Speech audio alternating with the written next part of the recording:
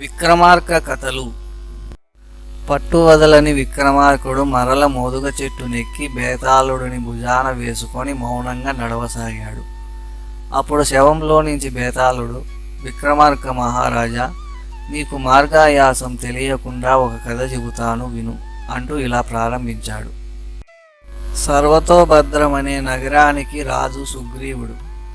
అతనెంతో న్యాయంగా పరిపాలన సాగించేవాడు.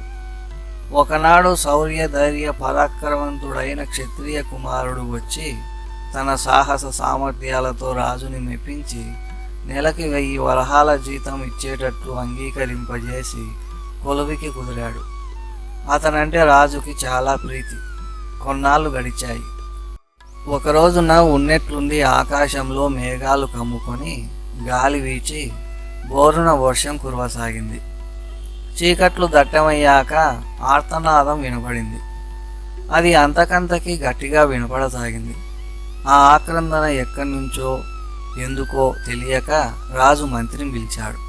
మంత్రి, వర్షం కురుస్తోంది, ప్రపంచమంతా గాఢంధకారమై ఉంది. ఇలాంటప్పుడు ఎక్కడి నుంచో దీనంగా ఆక్రందన వినపడుతుంది. ఇలాంటి భయంకర నిషీధిలో పోయి ఆ వృత్తాంతం తెలుసుకురాగల సమర్థుడైన ధైర్యశాలి ఎవరైనా ఉంటే చెప్పు అన్నాడు. ప్రభు, మన వీరవర్ధనుడిని మరిచారా? అతను శక్తి సంపన్నుడే కాక కడు ధర్మాత్ముడు. మీరిచ్చే వేతనాన్ని ధర్మార్థ కామమోక్షాలకు 4 భాగాలుగా విభజించి అలా వెచ్చిస్తుంటాడు. అతన్ని పంపారో తెలుసుకురాగలడు అని మంత్రి చెప్పగానే వీరవర్ధనుణ్ణి పిలిపించి ఆ రోదన చేస్తున్నదెవరో, ఆ వృత్తాంతం ఏమిటో తెలుసుకురమ్మని పంపాడు. అతను కత్తి పట్టుకొని వెళ్ళాడు. ఆ చీకటిలో వర్షంలో అతను నిజంగా వెళ్తాడో లేక ఇంటికి పోయి పడుకుంటాడో అని వీరవర్ధనుడి వెంట రహస్యంగా రాజు బయలుదేరాడు. రాజు వస్తున్నట్లు అతనికి తెలియదు. ఏకాగ్రతతో ఆర్తనాదం వచ్చిన దిక్కుగా వెళ్ళసాగాడు. కొంత దూరం వెళ్ళాక చక్కగా అలంకరించుకున్న సౌందర్యవతి ఒకతే రాతి మీద కూర్చొని విలపిస్తూ కనిపించింది. అతను ఆశ్చర్యపోయాడు. రాజు దగ్గరలోని ఒక చెట్టు పక్కన దాక్కొని చూడసాగాడు. వీరవర్ధనుడు జంకు లేకుండా ఆమెను సమీపించి, అమ్మా, నీవెవరివి? కామిని మోహిని గ్రహాలలోని దానివా? దేవతవా? మనిషివేనా? నీ తేజస్సు చూస్తుంటే సామాన్య స్త్రీలా తోచడం లేదు. ఇలా చీకట్లో ఒంటరిగా ఉండడమే ఆశ్చర్యము కాగా నగరంలోని వారికందరికీ వినిపించేంత బిగ్గరగా ఏడవడానికి కారణమేమిటి? నీకింత దుఃఖం కలిగించిన వారెవరు అని అడిగాడు. అందుకామె దుఃఖం మింగుకొని దగ్ధస్వరంతో, నాయనా, నువ్వు చాలా యోగ్యుడివి. అడిగావు కనుక చెబుతాను. నేను ఇలా దుఃఖించడానికి కారణం ఈ పురాన్ని పాలించే రాజుకి సంబంధించినదే నా విచారం. నేను భూదేవిని. ఈ రాజు పరిపాలనలో ప్రజలు సత్యము, న్యాయము, ధర్మము, శీలము వదలక మెలుగుతున్నారని చాలా సంతోషంగా ఉండేది. కానీ ఆ సంతోషం ఇక మీదట కలగదే, పాపాత్ములని భరించవలసి వస్తుందే అని చింతిస్తున్నాను అంది. తల్లి, ఆ రాజే కదా పరిపాలన చేస్తున్నాడు. ఇంతలోనే దేశం పాపభూయిష్టం ఎలా అవుతుంది అని అడిగాడు వీరవర్ధనుడు. ధర్మశీలుడైన ఈ పురపతి ఇక 3 రోజులే జీవించి ఉంటాడు. 4వ నాడు ఆకస్మికంగా వ్యాధి వచ్చి కొన్ని గడియలలోనే మరణిస్తాడు. అందుకే ఇలా రోధిస్తున్నాను అంది భూదేవి. అందుకు వీరవర్ధనుడు, అమ్మ, రాజు మృతి చెందుతాడా? అయ్యో, ఆ మహారాజునే నమ్ముకొని ఉన్న మాలాంటి వాళ్ళేం కావాలి? సర్వజ్ఞురాలివైన ఓ మాత, రాజుకి కీడు తొలగే ఉపాయం ఏదైనా ఉంటే సెలవియ్యి. నీ ఆజ్ఞ ప్రకారం చేసి రాజుకు కలిగే మహోపద్రవం నుంచి తప్పించడానికి ప్రయత్నిస్తాను అని పలు విధాలుగా ప్రార్థించాడు. ప్రణామాలు చేశాడు. భూదేవి కనికరించి, ఎవడైనా తెగించి నేను చెప్పేలా చేశాడో రాజుకి గండం గడిచి 100 ఏళ్ళు జీవిస్తాడు అంది. సెలవి మాత అని మొక్కాడతను. ఎవరైనా సరే అవివాహితుడైన 16 ఏళ్ల యువకుడిని తెచ్చి కాళికాదేవికి బలిస్తే రాజుకి ఆపద తొలుగుతుంది. కానీ రాజు కోసం ఎవడు ప్రాణాలిస్తాడు? వీరవర్ధనుడు ఏదో ఆలోచించి, జనని, ఇక నువ్వు కానీ నేను కానీ ప్రజలు కానీ చింతించనక్కర్లేదు. ఈ కార్యాన్ని నేనే చేస్తాను. నాకు 16 ఏళ్ల వాడు నా పుత్రుడున్నాడు. వాడిని తెచ్చి కాలికి బలిగిచ్చి రాజుకు కలగబోయే ఆపద నివారిస్తాను. నేను చెప్పేది నిజం. అందరిని రక్షించే ప్రభువు సుఖం చూడాలి కానీ అశాశ్వతమైన శరీరాన్ని నమ్ముకుంటే ఫలమే ఉంటుంది? 10 మందికి మేలు జరుగుతున్నప్పుడు ఒకడు ప్రాణం వదిలితే ఏం? అంబా, అనుమతించు.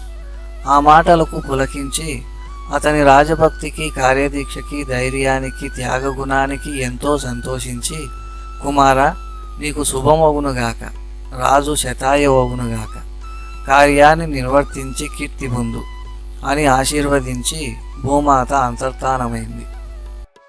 వీరవర్ధనుడు నగరానికి వచ్చి తన ఇంటికి వెళ్ళి రాజు పిలిచినది మొదలు జరిగినదంతా చెప్పి, రాజుగారి ధనం తిని బతుకుతున్నాం.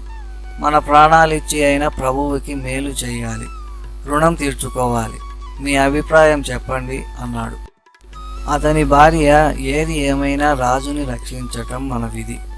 మీరెలా చేసినా నాకు సమ్మతమే అంది.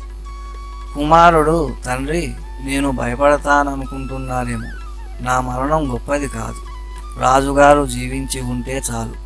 పదండి, నన్ను తీసుకెళ్ళి మీ ఉద్దేశం ప్రకారం చెయ్యండి అన్నాడు. రాజు వారి మాటలన్నీ విన్నాడు. వీరవర్ధనుడు కొడుకుని వెంటబెట్టుకొని ఆలయానికి వెళ్ళి అతనిని కాలి ముందు నిలబెట్టి, ఓ తల్లి, వీడే నా కుమారుడు. వీడిని నీకు బలిగా ఇస్తున్నాను. రాజుకి ఏ కీడు రాకుండా రక్షించు అని మొక్కి చేతిలోని కత్తితో వాడి కంఠం నరికి రాజుకి విపత్తు తొలగిందన్న ఆనందంతో ఇంటికి వెళ్ళాడు. తన ఏకైక పుత్రుడు చనిపోయాడన్న దుఃఖంతో గుండె పగిలి భార్య మరణించి ఉంది. భార్యాపుత్రులు ఇద్దరూ మరణించడంతో విరక్తి చెంది, బతికుండి నేనెవరిని ఉద్ధరించాలి? నా శరీరాన్ని కూడా కాలికే అర్పించుకుంటాను అని భావించి వెళ్ళి కాలి ముందు తనని తాను కత్తితో కంఠం ఖండించుకొని నేలకూలాడు. అంతా చూస్తున్న రాజు వీరవర్ధనుడి దృఢ సంకల్పం, అతని భార్యాపుత్రుల భక్తి ధైర్యాలకి ఆశ్చర్యపోయి, నా మూలాన కదా ఈ ముగ్గురు ప్రాణాలు వదిలారు. ఇంతటి రాజభక్తి పరాయణులు మరణించాక వీరి మరణానికి కారణమైన నేను జీవించి ఉండడం పాపం.